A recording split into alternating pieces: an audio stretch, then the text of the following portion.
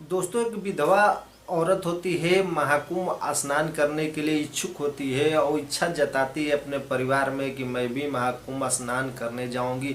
मेरे साथ भगवान ने ऐसा क्या कर दिया, मेरे साथ ऐसे दिन देखने को मिले हैं।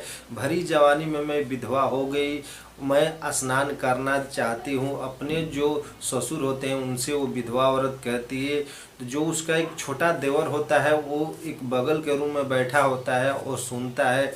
जो उसके ससुर होते हैं ये बोलते हैं कि ठीक है बहू, तुम स्नान करने महाकुंभ चली जाना, क्योंकि गांव के कुछ लोग जा रहे हैं, उन लोगों के साथ ही तुम चले जाना। मैं उन लोगों से बात करता हूँ, तुम्हें भी अपने साथ लेके जाएंगे और स्नान करके तुम्हें घर लेके चले आएंगे। जो उसके ससुर होते हैं, दो चार गांव की महिलाएं होती है, उनसे बात करते हैं, बोलते हैं कि काम करो, जो मेरी विधवा बहू है उसको अपने साथ में लेके जाओ, वहाँ स्नान करा लेना और करा के अपने साथ लेके चले आना। जो वहाँ की औरतें गांव की होती है वो बोलती है कि ठीक है हम अपने साथ लेके जाएंगे। उसमें कुछ और औरतें होती है, बोलती है कि पूजा पाठ में विधवा को साथ ले जाना और शगुन होता है, काम करो, चलो हम लोग चुपचाप आज रात ही निकल जाते हैं। तो गांव के जो महिलाएं थी रात को चुपचाप ही निकल जाती है और जो विधवा औरत होती है उसे छोड़ के वहाँ से स्नान करने के लिए महाकुंभ के लिए प्रस्थान कर देती है। जो विधवा होती है उसे पता चलता है, जो उसके ससुर होते हैं पता चलता है, तो बहुत ही दुख होता है। और दुख के मारे जो विधवा औरत होती है वो रोने लगती है, रो रो के अपने ससुर से ब्याह करती है कि मेरी क्या गलती है बाबूजी, मैं विधवा हूँ इसीलिए मुझे कोई अपने साथ नहीं ले जा रहा। उसी के बगल में एक रूम होता है, उस रूम में उसका एक छोटा देवर होता है जिसका नाम पंकज होता है। पंकज सारी बात सुन रहा होता है। फिर वो आता है अपने पिताजी से ये बोलता है, पिताजी एक बार काम कीजिए, मैं भाभी को अपने साथ लेके जाता हूँ और स्नान करा के भाभी को अच्छे से घर लेके चला आऊँगा। जो उसके पिताजी होते हैं, जो विधवा के ससुर होते हैं, वो मान जाते हैं, बोलते हैं ठीक है चलो, वो तो भग गए, अपने देवर के साथ जाओ, तुम स्नान करना, स्नान करके वहाँ से चले आना। तो फिर दोनों घर से निकल जाते हैं। देवर और जो उसकी भाभी विधवा होती है दोनों घर से निकल जाते हैं, बस पकड़ते हैं, बस पकड़ के प्रयागराज पहुँच जाते हैं। पहुँचते हुए उन लोग को शाम हो जाता है।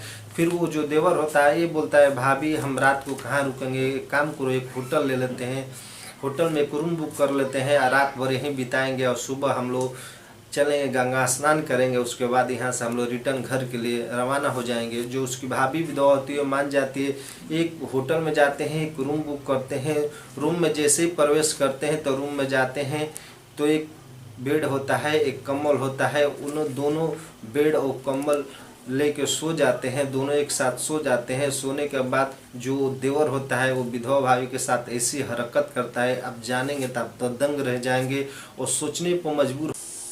नमस्कार दोस्तों, स्वागत करता हूँ आप सभी का एक नई वीडियो में। मैं हूं मनोज। दोस्तों, ये कहानी शुरू होती है उत्तर प्रदेश का बिजनौर की है। बिजनौर का वहीं का रहने वाला एक सौरभ नाम का लड़का होता है जो आर्मी मैन होता है। वो शहीद 4 साल पहले हो गया होता है और शहीद होने के बाद उसकी एक पत्नी होती है, पत्नी का नाम पिंकी होता है। महाकुंभ का मेला लगता है, जो सौरभ के गाँव के कुछ लोग होते हैं वो स्नान करने के लिए महाकुंभ जाते हैं। जो उसकी पत्नी है वो भी आने के मुंड बनाती है, अपने सास ससुर से बोलती है कि मैं भी जाऊंगी, मेरी भी इच्छा है, मेरी इच्छा आप लोग पूरा कीजिए। तो उसके गांव की कुछ महिलाएं होती है, उनसे उसके ससुर बात करते हैं। तो उसकी महिलाएं जो होती है ये बोलती है कि ठीक है अपने साथ हम लेके जाएंगे। बाकी उसमें कुछ ऐसी महिलाएं होती है जो काट उट लगाती है, ये बोलती है कि विधवा तो अपने साथ ले जाओगी तो शुभ अशुभ हो जाएगा। फिर वो कुछ महिलाओं की बात सुन के कुछ महिलाएं होती है उसे छोड़ के रात के वक्त वहाँ से प्रयागराज की रवाना हो जाती है। फिर जो पिंकी होती है ये बात जानती है तो रोती है, रोते हुए कहती है। फिर वो बगल के रूम में उसका देवर होता है जिसका नाम पंकज होता है। पंकज की बात बुरी लगती है। पंकज अपने पिताजी से बोलता है कि काम कीजिए पिताजी, मैं भाभी को अपने साथ लेके जाता हूँ और स्नान करा के लेके सही सलामत घर आ जाऊँगा। भाभी की इच्छा भी है कि स्नान करे महाकुंभ में। तो जो उसके पिताजी होते हैं मान जाते हैं और बोलते हैं ठीक है काम करो, पिंकी को लेके अपने साथ जाओ, ये काम देवर भाभी साथ में चले जाओ स्नान करने का, स्नान करके घर चले आने का। वो लोग बिजनौर से निकल जाता है, बिजनौर से बस पकड़ता है, प्रयागराज पहुंच जाता है। प्रयागराज पहुंचने के वक्त शाम हो जाती है। शाम के वक्त एक होटल में जाते हैं, एक रूम बुक करते हैं, उसी रूम में रात को ठहरते हैं। और अपने भाभी से वो देवर बोलता है कि भाभी आज यहीं ठहर जाते हैं, और सुबह होता है तो सुबह हम लोग गंगा स्नान करेंगे और शाम के वक्त यहाँ से हम लोग निकल जाएंगे। जो पिंकी होती है बोलती है ठीक है।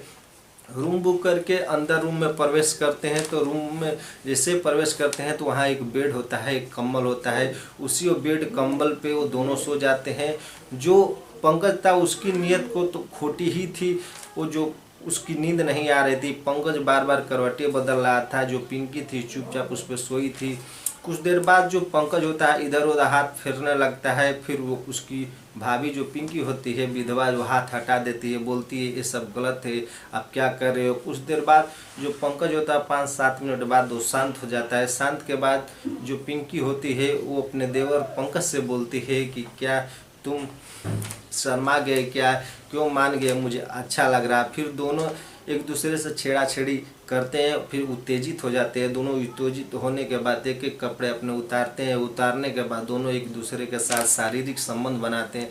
शारीरिक संबंध बनाने के बाद वहीं पे सो जाते हैं। सोने के बाद सुबह होती है, सुबह उठते हैं, वो लोग होटल से निकलते हैं, जाते हैं, गंगा स्नान करते हैं। गंगा स्नान करके फिर डायरेक्ट वहाँ गाँव के लिए बस पकड़ना चाहिए बिजनौर के लिए, तो डायरेक्ट होटल में जाते हैं और रात को वहाँ रुकते हैं। फिर उन दोनों के साथ शारीरिक संबंध बनाते हैं। ऐसे करके वो 3-4 दिन वहीं पर रुक जाते हैं। जो गांव की महिलाएं होती हैं गांव पहुंच जाती है और तरह तरह की अफवाहें गांव में फैल जाती है।